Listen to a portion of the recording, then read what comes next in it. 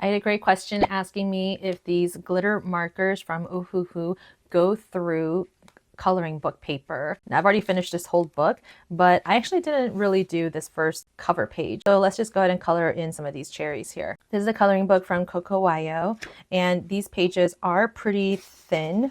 As you can see, even the ink is ghosting. I'm gonna use some backing paper, and here we go. So you always wanna make sure you shake it. So I'm gonna use just the glitter markers, because usually I use these on top of alcohol markers, but of course you can use it just on its own. Let's just go ahead and color in all of these. So sometimes, oh, this is the first time noticing this, but it's actually splattering. Did you guys see that?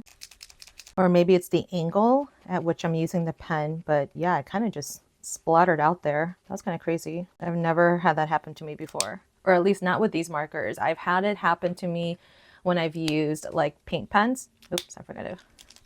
So sometimes this splatter happens when you're using, or when your surface is like really rough, but this is just regular computer paper. It's not super smooth, but it's not super rough either. Moment of truth, let's see. So you can see it definitely does ghost. It does bleed through, especially if you pressed really hard or concentrate a lot of the ink in it. It doesn't look like it bled through onto my backing paper, but it definitely did bleed through this page. And again, this paper is pretty thin. So if you use thicker paper like marker paper or pen and ink paper, you might be okay. But for these coloring books, yeah, just always use a backing sheet, and then your next page will be protected. Hope that helped.